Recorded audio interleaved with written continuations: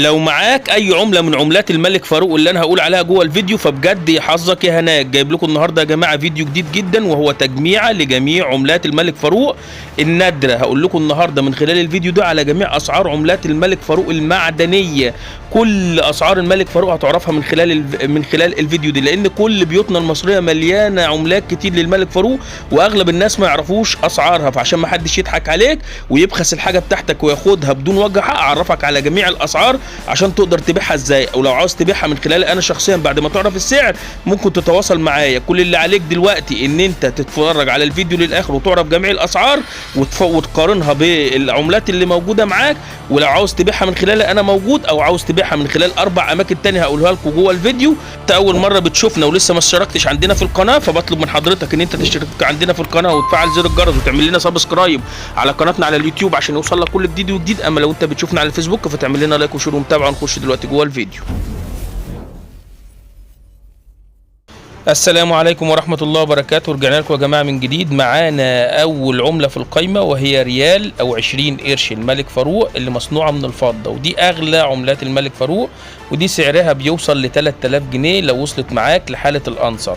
العملة ديت مصنوعة من الفضة، وزنها 28 جرام من الفضة الخالصة، والقطر بتاعها 40 مللي. سعرها لو هي متداولة وموجودة مع الناس بيبدأ سعرها من أول 1000 جنيه لحد ما بيعلى تدريجيا إنه بيوصل ل 3000 جنيه لو وصلت معاك لحالة الأنصر. وجه العملة مرسوم عليها الملك فاروق، وفي ظهر العملة موجود كلمة 20 قرش.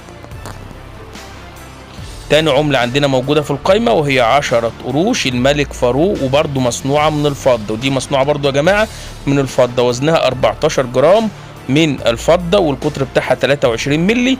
ديت سعرها بيبقى عامل 350 جنيه، بيبدأ من 350 جنيه لحد لما بيوصل ل 1000 جنيه لو وصل لحالة الأنصر. لو هي عملة بحالة البنك فبيبدأ سعرها يوصل معاك لحد 1000 جنيه. تالت عملة موجودة معانا في القايمة وهي 5 قروش الملك فاروق، ايضا ديت مصنوعة من الفضة. وزنها يا جماعة عامل 7.5 جرام من الفضة، والقطر بتاعها 24 مللي. العملة ديت بيوصل سعرها ل 700 جنيه لو وصلت معاك لحالة البنك، الحالة أنصر كأنها لسه خارجة زيرو من البنك. أما لو هي متداولة وفيها خبطات ونقرات فبيبدأ سعرها من أول 150 وبيعلى تدريجيا لحد ما بيوصل تدريجيا إلى 700 جنيه. معانا رابع عملة في القايمة وهي قرشين للملك فاروق، ودي مصنوعة من الفضة، ولكن الفضة بتاعتها كانت رديئة شوية، فضة 600 عيار 600. ديت وزنها 2.8 جرام، والقطر بتاعها عشان هي مثلثة القطر بتاعها 21 مللي. دي سعرها بيوصل ل 100 جنيه لو وصل لحالة الأنصر، من أول 30 جنيه لو هي متداولة وموجودة مع الناس لحد ما بيوصل تدريجيا ل 100 جنيه. خامس عملة موجودة عندي في القايمة وهي برضو قرشين، ولكن بدل المثلثة مدورة. قرشين للملك فاروق ومصنوعة من الفضة ولكن مدورة مش مثلثة. ديت يا جماعة مصنوعة أيضا من الفضة الخالصة، والعيار بتاعها عالي شوية، ووزنها 2.8 جرام، والقطر بتاعها 19 مللي. القطر بتاعها 19 مللي. دي سعرها بيوصل ل 150 جنيه لو وصلت لحالة الأنصر. أما لو هي متداولة فبيبدأ من 50 جنيه لحد ما بيعلى تدريجيا ويوصل ل 150 جنيه. سادس عملة عندي موجودة في القايمة وهي 10 ملمات الملك فاروق. 10 ملمات الملك فاروق ديت يا جماعة اللي هي المدورة، لأن في منها نوعين، في المدور وفي منها المشرشر. ديت مش غالية جدا، فبيوصل سعرها لحالة الأنصر لو هي زيرو بيوصل سعرها ل 100 جنيه، أما لو هي متداولة فبيوصل سعرها معايا ل 25 جنيه. نفس برضو هي 10 ملمات، ولكن دي المرة دي يا جماعة المشرشرة. معايا 7 عملة موجودة في القايمة وهي 10 ملمات الملك فاروق مشرشرة ومصنوعة من البرونز. دي سعرها بيوصل لحالة الأنصر ل 150 جنيه. أما لو هي متداولة ومتهالكة وموجودة مع الناس فبيبدأ سعرها من أول 50 جنيه وبيعلى تدريجيا لحد ما بيوصل ل 150 جنيه. وبتتسم هذه العملة إن هي مصنوعة من البرونز والاستدارة بتاعتها مشرشرة. معانا 8 عملة موجودة في القايمة عندنا وهي 5 ملمات الملك فاروق وهي مشرشرة، أيضا مشرشرة. العملة دي أيضا يا جماعة مصنوعة من البرونز وبتتسم ان هي على الوجه بتاعها صورة للملك فاروق، وفي الخلف 5 ملمات للملك فاروق، ودي سعرها بيوصل ل 150 جنيه لو وصلت لحالة الأنصر. اما لو هي متداولة فبيبدأ من اول 50 جنيه لحد ما بتعلى الى 150 جنيه. تاسع عملة موجودة عندي في القايمة وهي 5 ملمات للملك فاروق، وديت يا جماعة مدورة مش مشرشرة.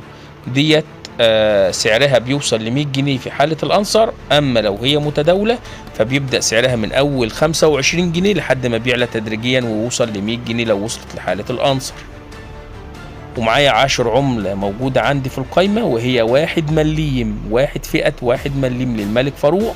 دي مصنوعة من البرونز، ودي سعرها بيبدأ من أول 50 جنيه لحد ما بيعلى تدريجيا لو وصلت لحالة الأنصر ل 150 جنيه، وبتتسم إن هي مصنوعة من البرونز. دي بالنسبة لعملة الملك فاروق اللي هي المليم. في مليم برضو يا جماعة، العملة ال11 عندي في القايمة وهي 1 مليم ولكن مخروم، مش مدورة زي اللي فاتت. 1 مليم مخروم للملك فاروق، وديت سعرها بيوصل بيبقى غالي شويه، بيوصل ل 150 جنيه لو وصلت لحاله البنك زيرو. اما لو هي متداوله فبيبدا سعرها من اول 25 جنيه لحد ما بيعلى لحد 150 جنيه لو وصلت لحاله الأنصر.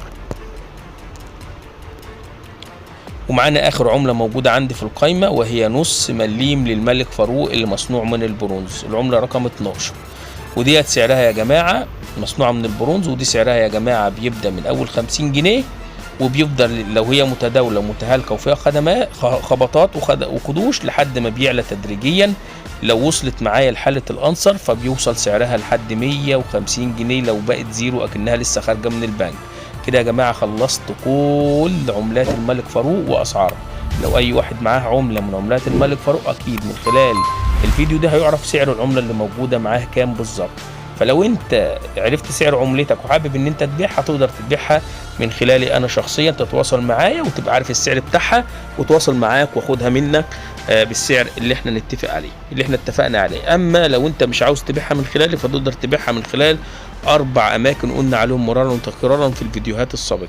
اول مكان تقدر تبيعه من خلال الاسواق الحره اللي موجوده في القاهره وموجوده في الاسكندريه.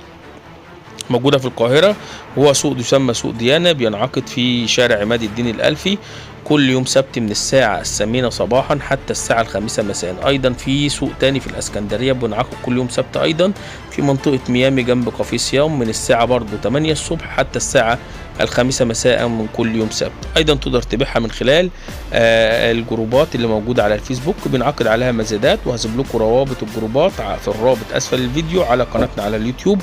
وبطلب من حضراتكم ان انتوا تشتركوا عندنا في القناة على اليوتيوب عشان يوصل لكم كل جديد وجديد، وتعرفوا كل اماكن البيع واماكن الشراء. هسيبها لكم هناك في قناتنا على اليوتيوب. ايضا تقدر تبيعها من خلال الجروبات او من خلال المواقع الالكترونية اللي موجودة على الانترنت على جوجل زي جوميا وزي علي اكسبريس وزي امازون والعديد من المتاجر الالكترونية.